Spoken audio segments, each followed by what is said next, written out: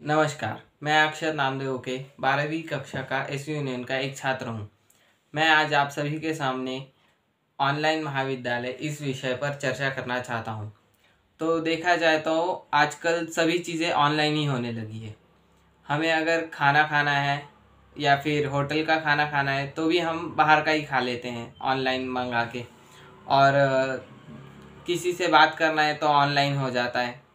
तो हर चीज़ें अभी ऑनलाइन ही होने हो चुकी है। तो जिस कारण पढ़ाई भी अभी ऑनलाइन ही चालू हुई थी और ये ऑनलाइन हमें कोरोना के कारण देखने मिला। 2020 में भारत में कोरोना के कुछ केसेस आए। उस समय भारत में कम कोरोना था, इसको और ज़्यादा ना फैले इसके लिए लॉकडाउन चालू हुआ था। अब लॉकडाउन में स्कूल और कॉलेजेस तो बंद थे, महाविद्यालय भी बंद थे। इसके कारण हमारी पढ़ाई रुक चुकी थी। हमारा तो 1 साल तक पढ़ाई नहीं हुआ था। हमारा 10वीं का एग्ज़ाम हुआ और उसी के बाद लॉकडाउन लग गया। हमारा ज्योग्राफी का पेपर भी नहीं हुआ था, जिस कारण हमारा ज्योग्राफी में मार्क्स क्या पता, हमें तो पता नहीं, लेकिन मार्क्स अच्छे दिए थे। तो ऑनलाइन ही एडमिशन हुआ हमारा भी। और हमारा जब मेरा एडमिशन हुआ तो उसके 10 महीने बाद हमारा कॉलेज शुरू हुआ। और जब हमारा कॉलेज शुरू हुआ तो हमारा ऑनलाइन कॉलेज शुरू हुआ। जब हमारा ऑनलाइन कॉलेज शुरू हुआ तो हमारे तो बहुत अच्छा चल रहा था, लेकिन हमें ज़्यादा कुछ समझ नहीं आता था। ऑनलाइन चल रहा है मगर हमें समझ नहीं आता था। तो जब हमें समझ थोड़ा थोड़ा धीरे धीरे सब सीखने लगे, समझने लगे, तो हमें ऑनलाइन भी अच्छा लगने लगा। लेकिन हमें टीचर से नहीं मिला। हम आज तक कभी ज़्यादा टीचर से नहीं मिले। हमने आज तक बस हमारे कक्षा अध्यापिका से मिला बस। तो इस कारण मैं ऑनलाइन कक्षा में हमेशा उपस्थित रहता हूँ, ताकि मैं सब टीचर्स के लेक्चर अटेंड कर सकूँ। तो ऑनलाइन लेक्चर हमेशा दो ऑनलाइन के बहुत अच्छे फ़ायदे भी हैं और नुकसान भी हैं। फ़ायदा तो ऐसा है कि देखिए, मैं कॉलेज के बहुत दूर रहता हूँ। मतलब इतना दूर के मुझे एक बार कॉलेज के लिए आने के लिए 1 घंटा लगता।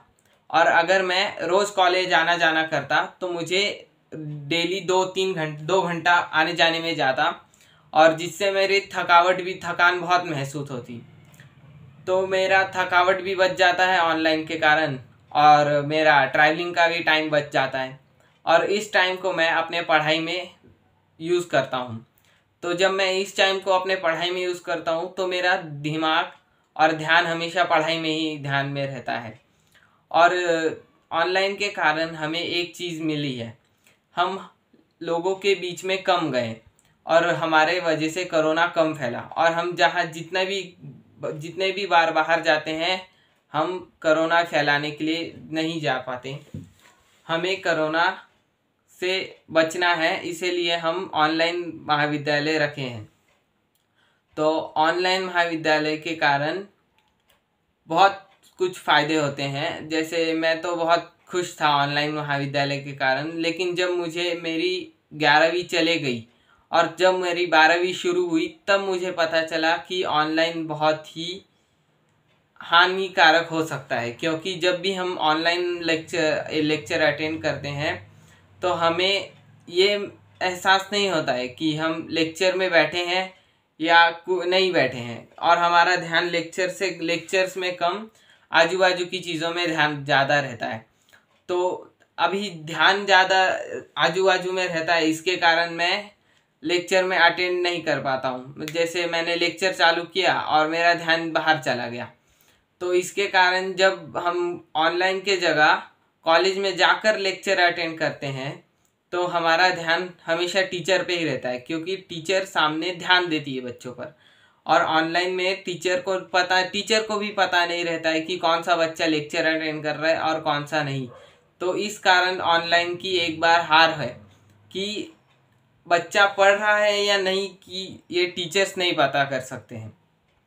और एक चीज़, मैं एक साइंस का विद्यार्थी हूँ। तो साइंस का विद्यार्थी होने के कारण हमें वैज्ञानिक मतलब जैसे प्रयोगशाला में ज़्यादा जाना पड़ता है। जैसे अभी हमें केमिस्ट्री के टीचर ने सिखाया तो हमें वो एक्सपेरिमेंट करने पड़ते हैं, प्रयोग करने पड़ते हैं बहुत सारे। तो अब वो हम एक्सपेरिमेंट या प्रयोगशाला में नहीं जा सकते हैं। इस कारण हमें ऑनलाइन महाविद्यालय में हार होती है। तो बस मैं इतना ही कहना चाहता हूँ और मेरा यहीं तक था। धन्यवाद।